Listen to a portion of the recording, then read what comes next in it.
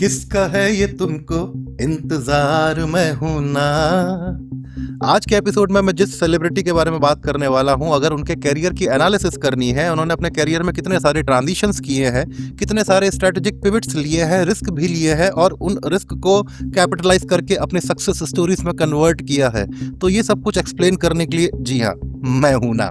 Because in today's episode, I will be breaking down the reinvention strategy of Farha Khan, totally unbiased and completely based on publicly available, verifiable information. So let's dig in. क्या आप में से किसी ने भी कभी अपने career में कोई ऐसा मुकाम हासिल किया है जो कि एकदम पराकाष्ठा हो, चरम हो सक्सेस की, और उसके बाद एक complete transition to a different role, different industry, different work altogether? हम में से ज़्यादातर लोग शायद ना बोलेंगे, बिकॉज बहुत सालों तक मेहनत करके हम जो स्किल डेवलप करते हैं, जिस चीज़ को मोनेटाइज करना सीख जाते हैं, जिसकी वजह से हमें जाना जाता है, हमारी पहचान बनती है, उस काम को हम बाकी की पूरी ज़िंदगी करते रहना चाहते हैं। लेकिन फरहा खान ने ऐसा नहीं किया। उन्होंने एक पर्टिकुलर टाइप ऑफ काम से अपना करियर शुरू किया, कुछ सालों में उसमें बहुत सफलता हासिल करी, अपना एक मुकाम बनाया और उसके बाद दूसरे करियर में चली गई। और ऐसा उन्होंने 4 या 5 बार किया है अभी तक के अपने करियर में।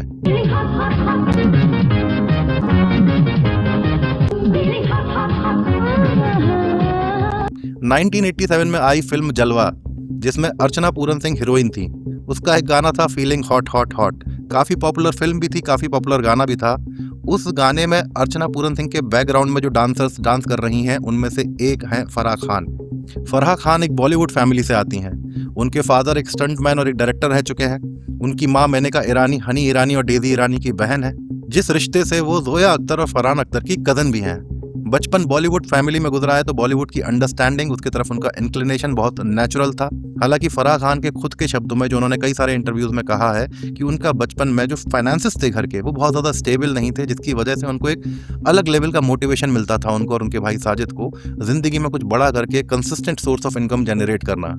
बट वर्स्ट डे में मैं कहता हूँ आपकी जेब में सबसे कम रुपए कितने रहे? मेरे को होता ही नहीं थे। Manish, I tell you, when my dad died, the day he died, तो होता क्या था, पापा का कोई काम नहीं था, तो घर चलाना होता था। ये अभी आई थिंक 18 और 19, और वो 5 साल के बाद we came, Sajid and we were sent back, because वो स्टोर रूम भी जो था ना, वो मेरे मामा आ रहे थे कहीं ईरान से वापस, तो अब वो उनको देना था। मैंने पहले भी किसी पॉडकास्ट में कहा था कि इंसान को अगर अपनी जिंदगी में बहुत अभाव झेलने पड़ते हैं, तो उसके सामने 2 ही चॉइसेस रह जाती हैं। या तो वो हर बात के ऊपर रोता रहे, जिंदगी भर रोता रहे, अपनी किस्मत को, दुनिया को, जमाने को, हर किसी को कोसता रहे, या फिर वो अपनी परिस्थितियों को नॉर्मलाइज करके उनके ऊपर हंसना शुरू कर दे, उनको एंजॉय करना शुरू कर दे, उसमें पॉजिटिविटी ढूंढना शुरू कर दे, उसमें एक उम्मीद की किरण ढूंढ के उस उम्मीद की किरण के सहारे आगे बढ़ना शुरू कर दे। और फरहा खान ने वो दूसरा ऑप्शन चूज किया। कॉलेज के दिनों में ही उन्होंने लाइक माइंडेड लोगों के संग मिलकर के अपना एक डांस ग्रुप बनाया, और 1987 से ही उन्होंने बॉलीवुड में एज अ बैकग्राउंड डांसर अपने पूरे ग्रुप के साथ में काम करना शुरू कर दिया। बहुत ज़्यादा समय नहीं लगा उनको एक बैकग्राउंड डांसर से कोरियोग्राफर बनने के लिए, बिकॉज 1990 में आई फिल्म जो जीता वही सिकंदर का वो आइकॉनिक गाना पहला नशा पहला खुमा आज तक पॉपुलर है। एक तो गाना भी बहुत प्यारा है, उसके अलावा उसकी जो कोरियोग्राफी है वो देखने में इतनी सूदिंग लगती है, इतनी सीनिक लगती है। वो कॉन्सेप्ट अपने आप में सोचना कि सारी चीज़ें स्लो मोशन में हो रही है, उसमें एक्टर्स लोगों को भी बहुत दिक्कत हुआ था लिप सिंक करने के लिए, बिकॉज जब गाना एक पेस पे चलता है और विजुअल स्लो मोशन में चलता है, तो लिप सिंक बैठाने में बहुत दिक्कत होती है। ऐसा आमिर खान ने भी अपने इंटरव्यूज में बताया है। पहला नशा पहला खुमा, नया प्यार है नया इंतजार।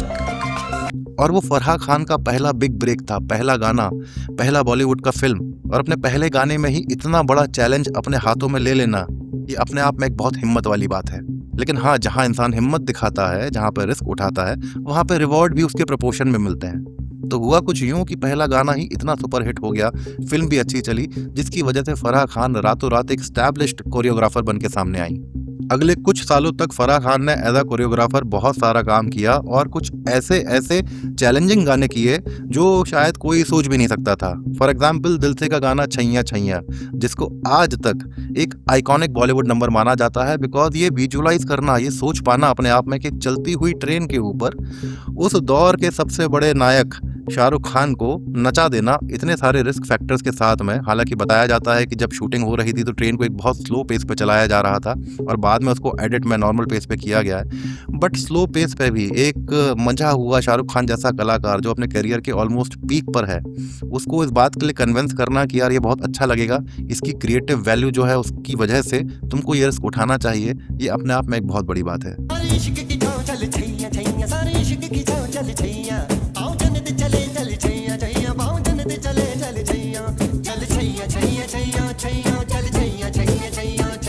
और गानों में एक यूनिक एंगल, एक यूनिक पर्सपेक्टिव लेकर के प्रेजेंट करना फराह खान की आदत जब वो डायरेक्टर बन गए, जब उन्होंने अपनी पहली मूवी बनाई मैं हूं ना, वहां तक देखने को मिलता है। क्योंकि उनकी मूवी मैं हूं ना को जो गाना था चले जैसे हवाएं सनन सनन, वो पूरा का पूरा गाना जो है शायद 2 टेक्स में किया गया है। एक बहुत लंबा सा टेक है, सिंगल टेक है, उसके बाद एक और बहुत लंबा सा टेक है, वो सिंगल टेक है। 2 टेक्स में पूरा गाना कंप्लीट किया गया है, जो बहुत चैलेंजिंग होता है। बिकॉज जब आप कोई गाना कोरियोग्राफ कर रहे हो उसमें इतने सारे एक्टर्स इन्वॉल्व हैं, लीड एक्टर्स के अलावा बहुत सारे बैकग्राउंड डांसर्स इन्वॉल्व हैं, और लगातार उसको 2.5-3 मिनट तक 4 मिनट तक रिकॉर्ड करते रहना, बहुत ज़्यादा सिंक्रोनाइजेशन चाहिए, बहुत ज़्यादा कोऑर्डिनेशन चाहिए, बहुत ज़्यादा रिहर्सल चाहिए। और फराह खान ने ये रिस्क लिया। आई एम श्योर उनको ये गाना रिकॉर्ड करने के लिए, शूट करने के लिए बहुत ज़्यादा मेहनत करनी पड़ी होगी उनको और सेट पे मौजूद हर इंसान को। लेकिन उन्होंने ये चैलेंज उठाया बिकॉज उनको पता था कि इसका जो आउटकम आएगा वो अपने आप में इतना यूनिक होगा कि देखने वालों को मज़ा आ जाएगा, उनकी पहचान और ज़्यादा मजबूत हो जाएगी as a choreographer, as a director, as a visionary. मेरे दिल तू गाए जा, ये आए आओ।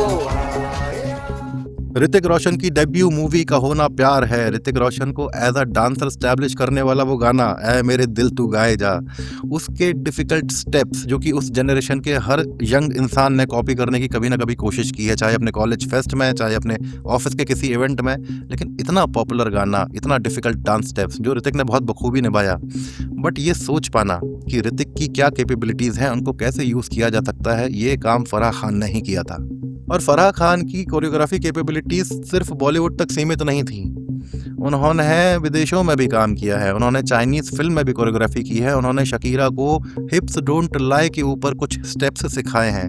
उनके खुद के शब्दों में उन्होंने बताया है इसके बारे में। Shakira hips don't lie, hips don't lie, तो मुझे बुलाया गया था न्यूयॉर्क में, she wanted to do it Bollywood style. अच्छा, तो I went there and I choreographed hips don't lie. Wow. Bollywood से लेकर के ब्रॉडवे तक फराह खान ने ऑलमोस्ट हर मेन स्ट्रीम एंटरटेनमेंट फॉर्म को कभी ना कभी कोरियोग्राफ किया है और उनको इंटरनेशनल टोनी अवार्ड के लिए भी नॉमिनेट किया जा चुका है। तो एज अ कोरियोग्राफर जब फराह खान ने इतनी सक्सेस देख ली थी, इतनी सक्सेस अचीव कर ली थी, वो अपने करियर के एकदम चरम पे थी, एकदम पीक पे थी। उसके बाद उन्होंने डिसाइड किया कि ये तो बहुत हो गया, अब मुझे बनना है डायरेक्टर, मुझे बनानी है मूवी, मुझे अपना विजन स्क्रीन पे उतारना है, सिर्फ 3-4 मिनट के गाने के लिए नहीं बल्कि पूरा 2.5 घंटे 3 घंटे की मूवी के लिए। और इस तरह से जन्म लिया मैं हूं ना ने, जो कि बहुत बड़ी सुपरहिट मूवी थी उस साल की। शाहरुख खान का फराह खान के ऊपर इतना ट्रस्ट था कि फराह खान की पहली मूवी एज अ डायरेक्टर होने के बावजूद भी शाहरुख खान ने ना सिर्फ उस फिल्म में मेन लीड रोल किया बल्कि उस फिल्म को प्रोड्यूस भी किया। मैं हूं ना से अपने आप को एज अ डायरेक्टर स्टैब्लिश कर देने वाली फराह खान ने आगे और बहुत सारी मूवीज बनाई, एक से बढ़कर एक हिट, जैसे कि उनकी अगली मूवी ओम शांति ओम, जिसमें उन्होंने दीपिका पादुकोण को लॉन्च किया। मूवी की टैगलाइन थी पिक्चर अभी बाकी है मेरे दोस्त, जो कि आज की डेट में फराह खान के यूट्यूब चैनल की भी टैगलाइन है। बेसिकली फराह खान इस टैगलाइन के माध्यम से जब उन्होंने ओम शांति ओम बनाई थी तब भी और शायद आज भी दुनिया को ये बताना चाहती हैं कि मेरे पास बहुत कुछ है दिखाने के लिए, मेरे पास बहुत कुछ है लोगों को एंटरटेन करने के लिए, मैं बहुत ज़्यादा क्रिएटिव हूँ, तो जस्ट वेट एंड वॉच, अभी बहुत कुछ आना बाकी है। जब फराह खान मूवीज़ बना रही थी तो उनका एक पैशन प्रोजेक्ट था, मूवी का नाम था 30 मार खां। बहुत ही अजीब सी यूनिक सी फिल्म थी, बहुत ही डिफरेंट मूवी थी, जो कि जब आई तो चली नहीं, बॉक्स ऑफिस पर ज़्यादा अच्छा कलेक्शन नहीं था, लेकिन जिन लोगों को मूवी पसंद आई उनको बहुत ज़्यादा पसंद आई। और आज की डेट में मूवी रिलीज होने के इतने साल बाद हम 30 मार खान को एक कल्ट मूवी का स्टेटस दे चुके हैं। मूवी के क्लिप्स अब रिसेंटली सोशल मीडिया पे वायरल होना शुरू हुए हैं। अक्षय खन्ना का जो रोल था मूवी में उसको एक आइकॉनिक रोल बताया जा रहा है। उसमें यह बताया जा रहा है कि अक्षय खन्ना ने धुरंधर से जो उपलब्धि हासिल की है उसका स्पार्क कहीं ना कहीं 30 मार खां के उनके रोल में शुरुआत में देखने को मिलता है।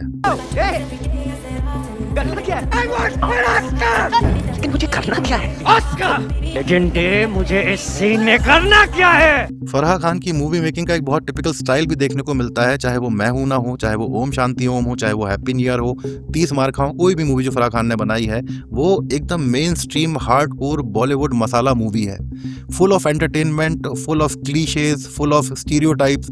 लेकिन फराह खान ने ये सारी चीज़ें इंटेंशनली बनाई हैं, बिकॉज फराह खान की फिलॉसफी रही है कि मैं मूवीज़ बनाती हूँ अपनी ऑडियंस के लिए, उनको एंटरटेन करने के लिए, उनको एजुकेट करना, उनको सोशल कॉज के बारे में जागरूक करना। ये सारी चीज़ें जो हैं ये मेरा काम नहीं है, मेरा सिर्फ और सिर्फ एक काम है अपनी ऑडियंस को एंटरटेन करना। और इसी इंटेंशन से फराह खान ने जितनी भी मूवीज़ बनाई हैं एकदम टिपिकल हार्डकोर बॉलीवुड मसाला मूवी बनाई है, फुल ऑफ एंटरटेनमेंट, बढ़िया गाने, बढ़िया डांस। अपनी मूवी ओम शांति ओम में भी फराह खान ने एक एक्सपेरिमेंटल गाना बनाया था। एक ही गाने में बॉलीवुड की ऑलमोस्ट हर नोन सेलिब्रिटी ने आके शिरकत की थी, जो अपने आप में किसी रिकॉर्ड से कम नहीं है। सो अपना करियर शुरू करके फराह खान ने कुछ सालों में अपने आप को as a top choreographer establish किया, फिर मूवीज डायरेक्ट करना शुरू किया तो अपने आप को एज अ बेस्ट डायरेक्टर भी स्टैब्लिश कर दिया। और इस दौरान में इन दोनों जर्नीज के पैरेलल में फराह खान टेलीविजन पे भी काम कर रही थी। आप मेरे हिसाब से मुंबई नहीं आ सकते हैं। तो मेरे को कहाँ आना है? मैं क्या मुंबई आने के लिए थोड़ी आया? तो किस लिए आए थे आप? मैं तो आप लोगों से मिलने आओ, गाना गा लिया, बहुत हो गया, अपना काम पूरा कर जा। इंडियन आइडल इंडिया का पहला टीवी रियलिटी शो, एक सिंगिंग रियलिटी शो, और उसके जज पैनल पे सोनू निगम और जावेद अख्तर जैसे लोगों के साथ में थर्ड पैनलिस्ट कौन है, थर्ड जज कौन है? फराह खान। फराह खान ने इस बात का लोड नहीं लिया कि भैया मैं तो सिंगर नहीं हूँ, यहाँ पे मेरी जगह कोई अच्छी वोकलिस्ट हो सकती है, कोई अच्छी सिंगर हो सकती है, क्योंकि फराह खान को पता था और पूरा कॉन्फिडेंस था कि मुझे बॉलीवुड की समझ है, मुझे एंटरटेनमेंट की समझ है, मुझे स्टेज प्रेजेंस की समझ है, मेरे कानों को पता चलता है कि क्या चीज़ सुनने में अच्छी लग रही है, क्या चीज़ सुनने में अच्छी नहीं लग रही है। और एज अ जज जब मैं आने वाले कंटेस्टेंट से बात करूंगी, जो इंटरेक्शन होगा उसको इंगेजिंग बनाना, एंटरटेनिंग बनाना, वो सब कुछ मुझे आता है। अपने स्किल पे इतना भरोसा होना कि जो आपका एक्सपर्ट एरिया है भी नहीं, उस एक्सपर्ट एरिया में जा करके एज अ जज बैठना और अपने एक्सपर्ट एडवाइस कंटेस्टेंट्स को देना, it takes a lot of courage, it takes a lot of confidence, जो कि फराह खान में शुरुआत से रहा है। I'm actually a very bad dancer. जब मैं मोहब्बत ने कोरियोग्राफ कर रही थी, I swear I was appreciating अर्चना, क्योंकि बाकी के इतने खराब थे। फराह खान ने कोई भी नया काम शुरू करने से पहले शायद 2 बार नहीं सोचा। उनको अपनी स्किल के ऊपर भरोसा था, उनको अपने एंटरटेन कर पाने की कैपेबिलिटीज के ऊपर भरोसा था, जिस भरोसे से वो उनको जो समझ में आया वो करती चली गई। तो अभी तक Farah Khan as a choreographer establish हो चुकी हैं, एज अ डायरेक्टर स्टैब्लिश हो चुकी हैं, और as a TV personality, as a wholesome entertainer, चाहे वो जज की कैपेसिटी में हो, चाहे वो होस्ट की कैपेसिटी में हो, उन्होंने अपने आप को प्रूव किया है। और जैसे कि इतना सब कुछ काफ़ी नहीं था, फराह खान का फाइनल मूव आता है एट द एज जब वो 60 साल की थी, अब से कुछ 1-1.5-2 साल पहले। फराह खान ने YouTube पे चैनल बना के अपने घर से वीडियोस बनाना शुरू किया, बिल्कुल ही बेसिक वीडियोस, किचन में अपने कुक के संग खाना बनाते हुए, जो भी ऑथेंटिक प्रोसेस था, जो भी उनकी ऑर्गेनिक कॉन्वर्सेशन थी, उसको रिकॉर्ड करके यूट्यूब पर डालना शुरू किया। चैनल ने बहुत जल्दी पिक किया और सिर्फ कुछ ही वीडियोस के अंदर अंदर उनको जो सिल्वर बटन होता है 1 लाख सब्सक्राइबर पर जो मिलता है, जिसके लिए मैं पिछले 8 साल से कोशिश कर रहा हूँ, कई सारे चैनल बना चुका हूँ, कई सारे डिफरेंट फॉर्मेट ट्राई कर चुका हूँ, नहीं मिल रहा है। ठीक है, तो मुझे पता है कि इसमें कितना मेहनत और कितना क्रिएटिविटी लगता है, कितना इसमें रिस्क फैक्टर होता है, कितना इसमें किस्मत वाला फैक्टर होता है। वो सारी चीज़ों के क्यूमुलेशन से यूनिवर्स एक दिन डिसाइड करता है कि भैया अब तुम इस काबिल हो गए हो कि तुमको यूट्यूब पर सक्सेस दिया जाए। फराह खान ने इस बात का लोड ना लेते हुए भी कि मैं तो यार एक मेन स्ट्रीम बॉलीवुड इंडस्ट्री से आती हूँ, मैं अगर अपने घर का एम्बियंस दिखा करके, अपने कुक के संग बात करके, कुछ वीडियो बना करके यूट्यूब पर डालूंगी, जो कि पूरा दुनिया समाज फ्री में देख सकता है, अपने लेजर टाइम में देख सकता है, बहुत ज़्यादा देखा जा सकता है, तो मेरी पब्लिक इमेज, उसका क्या परसेप्शन जाएगा लोगों के बीच में। फराह खान ने ऑथेंटिक वीडियोस बनाना शुरू किया और बहुत जल्दी अपना सब्सक्राइबर बेस भी बढ़ा लिया, अपनी व्यूअरशिप भी बढ़ा ली, अपनी पॉपुलैरिटी भी बढ़ा ली, और उसको धीमे धीमे करते अपने शो को, अपने यूट्यूब चैनल को एक स्ट्रक्चर देना भी शुरू कर दिया। अब उन्होंने अपने वीडियोस में बाकी सेलिब्रिटीज़ को इन्वॉल्व करना शुरू कर दिया, लोगों के हाउस टूर देना शुरू कर दिया। अब वो खाना सिर्फ अपने किचन में नहीं, सेलिब्रिटीज़ की किचन में जाके खाना बना रही हैं, और हर एक वीडियो में उनका जो डे 1 का वीडियो 1 का जो पार्टनर था दिलीप, उनका कुक, उसको भी इन्वॉल्व कर रही हैं। दिलीप को as an entertainer, as a social media celebrity establish करने में फराह खान का बहुत बड़ा हाथ है। तू क्या कर रहा है भाई यहाँ? मैम मैं भी भूल गया। और फराह खान ने खुद इस बात को एडमिट किया है कि यूट्यूब से जो उनकी इनकम है वो उनकी फिल्म इंडस्ट्री की इनकम से ज़्यादा कंसिस्टेंट है और ज़्यादा इन क्वांटिटी भी है। पता है, मुझे बहुत ज़्यादा प्राउड फील होता है लोगों को ये बताते हुए कि मैंने कंटेंट क्रिएशन का और ये क्रिएटिव काम तब शुरू किया जब मैं अपने मिड 30s में था। बिकॉज वो भी एक ऐसी एज होती है जो कि काफ़ी अनकन्वेंशनल एज है इस तरह का काम शुरू करने के लिए। लोग जो यंग एज में शुरू करते हैं वो सस्टेन करते हैं इस एज तक, इसके आगे भी सस्टेन करते हैं। बट इस एज में ये डिसीजन लेना कि मैं अपनी रेगुलर 9 to 5 जॉब छोड़ के या जो भी काम मैं करना जानता था, जो मेरा स्किल सेट था, उसको छोड़ के उससे डाइवर्ट होकर के मैं कुछ नया क्रिएटिव काम शुरू करूंगा यूट्यूब के ऊपर, सोशल मीडिया के ऊपर इन माई मिड 30s, वो अपने आप में मेरे लिए एक बहुत प्राउड डिसीजन था। फराह खान ने ये काम किया है 60 साल की एज में, और कोई ढोल नगाड़ा बजा के नहीं। उनको किसी से इस बात के लिए सर्टिफिकेट नहीं चाहिए, वैलिडेशन का मेडल नहीं चाहिए, कुछ नहीं चाहिए। उनको मन किया, उन्होंने करना शुरू कर दिया, करना शुरू किया, उनको सक्सेस भी मिला। बिकॉज अपने करियर के हर पड़ाव पर जब फराह खान ने कोई रिस्क उठाया है, उन्होंने कोई स्ट्रैटेजिक पिवट लिया है, तो उनको उस चीज़ में हमेशा सक्सेस ही मिली है। और अपने पूरे करियर जर्नी में इतने सारे ट्रांजिशंस करने के बाद, इतने सारे रोल्स निभाने के बाद और हर एक रोल में सक्सेसफुल होने के बाद, हम फराह खान के बारे में इतना तो ज़रूर कह सकते हैं कि उनके अंदर एक इनहेरेंट एंटरटेनर है जो कि किसी मीडियम का मोहताज नहीं है। जानते हैं ये क्या है? 2 मिनट वाला इंस्टेंट नूडल मुझे काफ़ी पसंद है बिकॉज ये बहुत फ्लेक्सिबल है, बहुत अडेप्टेबल है। इसको किसी भी फॉर्म में कंज्यूम किया जा सकता है। इसमें सब्जियां डाल दो, ये हेल्दी बन जाएगा। इसमें चीज़ डाल दो, इसका टेस्ट इन्हेंस हो जाएगा। बहुत इजीली अवेलेबल भी होता है, हर जगह मिलता है। स्टेशन से लेके एयरपोर्ट तक, गांव से लेके शहर तक, बीच से लेके पहाड़ों तक, और हर उम्र के लोगों को पसंद आता है। बच्चों से लेके बुजुर्गों तक इसको कभी ना कभी किसी ना किसी फॉर्म में कंज्यूम ज़रूर किया है। जानते हैं ऐसा क्यों है? बिकॉज इसको किसी भी फॉर्म में कंज्यूम किया जाए, इसका कोर हमेशा सेम रहता है कि it is easy and convenient. ठीक ऐसी ही कुछ कहानी है फराह खान की भी। फराह खान ने डिफरेंट रोल्स ज़रूर निभाए, बहुत सारे ट्रांजिशन ज़रूर किए, अपने करियर पूरे इंटायरली स्विच ज़रूर किए, लेकिन उनका जो कोर है वो है एक विजुअल स्टोरी टेलर का। जो कोर स्ट्रेंथ उन्होंने कभी कॉम्प्रोमाइज़ नहीं किया, जिसका साथ उन्होंने कभी नहीं छोड़ा। जब वो एज अ कोरियोग्राफर काम कर रही थी तब भी as a visual storyteller उनके जो गाने होते थे बेहद खूबसूरत होते थे, अपने आप में एक कहानी बताते थे और लोगों को इंगेजिंग लगते थे। जब वो डायरेक्टर बनी तो उनका यही विजुअल स्टोरी टेलिंग का जो स्किल है वो एज अ डायरेक्टर हमको देखने को मिला, जहाँ पे वो पूरी की पूरी कहानी पर्दे पे उतार करके उनका जो विजन है, उनका जो क्रिएटिव विजन है, वो हम लोगों तक पहुंचा रही थी। जब वो टीवी में उन्होंने काम करना शुरू किया एज अ होस्ट या एज अ जज, तो टीवी का पूरे शो का जो ड्रामा है, जो कंटेस्टेंट के संग पब्लिक के संग जो कनेक्ट है, वो अपने आप में एक स्टोरी टेलिंग है। उसका भी इंगेजिंग होना, रिलेटेबल होना बहुत ज़रूरी है। फराह खान ने उस चीज़ का भी ध्यान रखा क्योंकि कोर स्ट्रेंथ वही है, स्टोरी टेलिंग। और फाइनली अब जब वो यूट्यूब पे काम कर रही हैं तो यूट्यूब का भी जो सबसे बेसिक एलिमेंट होता है ऑथेंटिसिटी। आपको जो लोग देख रहे हैं उनको आपको कंटेंट रियल लगे, रिलेटेबल लगे, अपने घर का सा लगे। फराह खान ने अपने यूट्यूब की जर्नी में भी इस बात का बेहद ख्याल रखा है। रियल किचन में रियल खाना कुक हो रहा है, रियल लोगों के संग में रियल कॉन्वर्सेशन है। अगर वो बॉलीवुड सेलिब्रिटीज़ के घर भी जा रही हैं तो पूरा जो माहौल है वो स्क्रिप्टेड नहीं है, वो ऑथेंटिक है। And again this happens because Farah Khan is a brilliant visual story teller. उनको एग्जैक्टली पता है कि जिस तरह के मीडियम में वो काम कर रही हैं उसकी क्या ऑडियंस है, उनको क्या देखना पसंद है, और वो उसको किस तरीके से क्रिएट करके और ज़्यादा इंगेजिंग बना सकती हैं और ज़्यादा एंटरटेनिंग बना सकती हैं। तो फराह खान की पूरी करियर जर्नी को देखते हुए अगर एक टेक अवे हमारे पास हो, अगर एक चीज़ जो हम उनसे सीख सकते हैं तो वो ये है कि आपका जो कोर स्ट्रेंथ है, जो आपका कोर स्किल है, उसको आइडेंटिफाई करके उसको अपना मेन हथियार बनाना, उसको अपना मेन वेपन बनाना। उसके बाद मीडियम एग्नोस्टिक हो जाता है, उसके बाद मीडियम कोई मायने नहीं रखता है। आप चाहे सोशल मीडिया पे काम कर रहे हो, चाहे आप बॉलीवुड में काम कर रहे हो, चाहे आप अपने ऑफिस में काम कर रहे हो, चाहे आप कहीं पे भी काम कर रहे हो, अगर आपका बेसिक कोर स्किल सेट आपके साथ है तो आप हर जगह अच्छा काम कर सकते हो और सक्सेस अचीव कर सकते हो। अगर आपको इस तरह के वीडियोस पसंद है तो प्लीज़ चैनल को सब्सक्राइब कीजिए, वीडियो को लाइक कीजिए, अपने दोस्तों के संग शेयर कीजिए। और अगर आप बताना चाहते हैं कि आने वाले एपिसोड्स में मैं किस पर्सनैलिटी को कवर कर सकता हूँ, किस टॉपिक का ब्रेक डाउन कर सकता हूँ, या फिर इन जनरल कोई भी सजेशन या फीडबैक मेरे लिए है, तो आप नीचे कमेंट्स में लिख के मुझे ज़रूर बता सकते हैं। अब मेरे ये नूडल्स ठंडे हो रहे हैं तो मैं इन पे लगता हूँ।